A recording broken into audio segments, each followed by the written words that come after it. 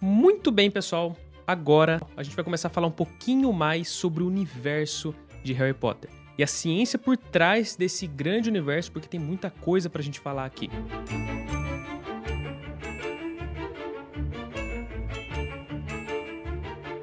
Antes de tudo, eu gostaria de fazer um convite para você. Se você é estudante de nutrição, se você é nutricionista, se você busca por um software de nutrição, a gente tem a Nutrix, um aplicativo que foi idealizado pela Sainutri e que pretende trazer acesso ao público, ou seja, um aplicativo com um custo-benefício muito bom, mas que traz funcionalidades únicas para você. Então a gente tem muita coisa. Eu ficaria alguns minutos aqui falando para vocês sobre a Nutrix, então vou deixar o site. Entre lá, a gente tem um cupom exclusivo para quem acompanha o nosso canal aqui no YouTube e também você tem 14 dias para você testar à vontade. Bom, e aí, será que o famoso bezoar, ele é realmente um antídoto muito eficaz contra todos os venenos? E pessoal, a gente vê bastante claramente esse bezoar na cena onde Rony, né, ele tomou um hidromel que estava envenenado, que na verdade não era nem pra ele, né, era pro professor. E aí o Harry, ele pegou uma pedra seca, abriu a boca de Rony, jogou na garganta dele. O Rony parou de tossir, parou de convulsionar, voltou a respirar novamente, inclusive. Essa pedra é o bezoar. Mas afinal, o que é isso? Cara, o bezoar é um aglomerado, tá, que se acumula no intestino de algumas cabras, de alguns animais, na verdade. Geralmente esse amontoado ele pode ser feito por pelos, por conteúdo de fibra, e no mundo mágico é visto como um antídoto para a maioria dos venenos. E aí, por muito tempo, na verdade, o bezoar era realmente visto aqui no nosso mundo dos trouxas, né, como um remédio. A palavra deriva do persa, né, patzar, que significa antídoto ou contra-veneno. A gente, na verdade, tem tantas espécies no mundo, né? Tem mais de 2 milhões de espécies de animais na Terra, mas só 148 realmente eles podem ser criados. E desses 148, somente alguns, 14 deles mais ou menos, que a gente vê que realmente acontecem mais de serem criados. E um deles é a cabra.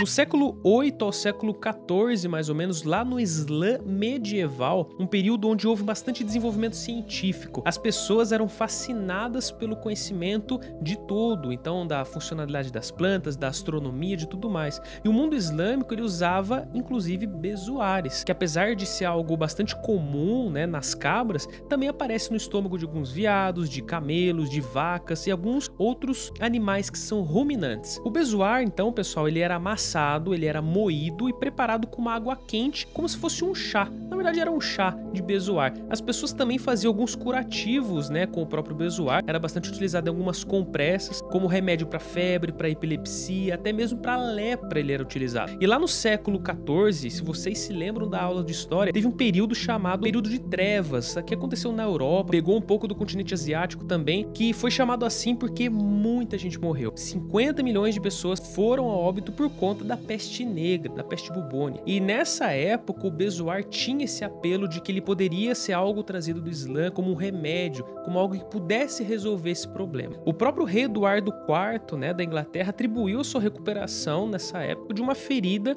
ao bezoar que foi administrado pelo seu médico. Avezoar, um médico islâmico, ele havia sido o primeiro cara a escrever sobre os benefícios desse tal de bezoar. Só que apesar de se tornar bastante comum no continente europeu, Napoleão, ele não apoiou muito essa ideia. Diz a lenda, inclusive, que o imperador da Pérsia deu vários bezoares para os franceses, mas que tudo foi jogado fora. E não para por aí, gente. Os bezoares, depois dessa época, mesmo sem o Napoleão, ficaram bastante requisitados, bastante valiosos, inclusive. Para vocês terem uma ideia, o valor deles começou a ser atribuído até 50 vezes o valor do preço das esmeraldas. E essas pedras eram utilizadas como alguns amuletos. Inclusive a rainha Elizabeth I usava alguns anéis com vários bezoares que depois foram colocados na sua própria coroa. E após isso, houve até um período de falsificação de bezoares. Por conta do seu preço, alguns fornecedores, eles começavam com um papo estranho, falando que tinham mais de 14 quilos de bezoar em estoque. Mas aí os especialistas que costumavam trabalhar com o produto, com matéria-prima verdadeira, falavam, pra esse cara ter tudo isso, ele abateu 50 mil cabras, então não é possível, esse cara tá falsificando o bezoar. O rei Charles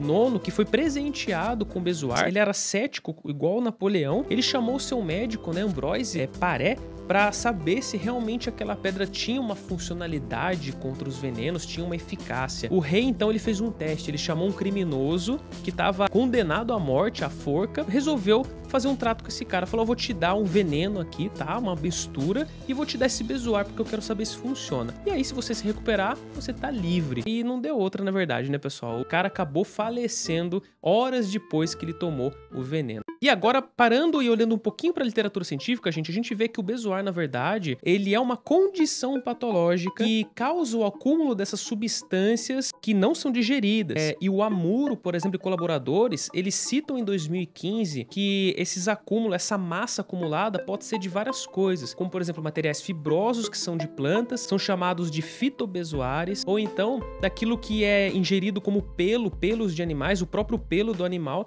que é chamado de tricobezoar, e até mesmo medicações, são os farmacobezoares, além de proteínas do leite, que são chamados de concentrados de lactobezoares. Se isso não for removido, se isso piorar, pode causar obstrução gástrica, pode causar obstrução intestinal, pode levar a ulcerações, feridas sérias, ou no intestino ou no estômago, sangramentos e até mesmo necrose tecidual. O tratamento dessa condição ou é via cirurgia, ou é então administrando algum tipo de componente que dissolva e que consiga fazer a dissociação desses componentes que são presentes no bezoar. E aí alguma coisa muito interessante para vocês. A Coca-Cola.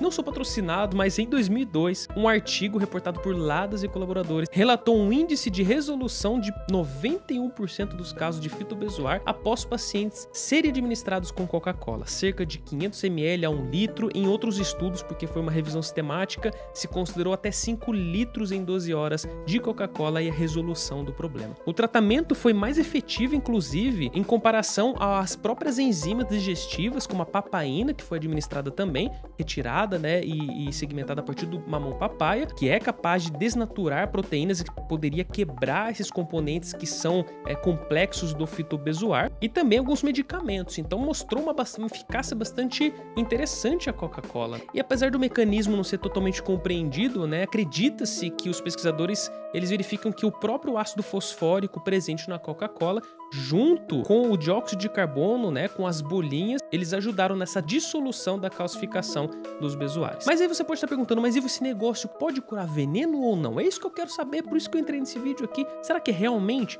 E cara, na verdade, infelizmente, não, pessoal. Né? Um veneno, ele não é igual a um outro. Então, é muito ingenuidade acadêmica você pensar que existe um antídoto universal para todos os venenos. E além do mais, um bezoar não é igual ao outro. De qual que a gente está falando aqui? Será que é o fito? Será que é o fármaco bezoar? Então, se pensar em algumas possíveis formações de fitoquímicos, de algumas proteínas que poderiam ter alguma função biológica, nenhum dos componentes que foi citado que realmente compõem o bezoar possui uma magnitude de resposta que seja suficiente para reverter algum tipo de envenenamento. Então isso acaba ficando, na verdade, pro universo de Harry Potter.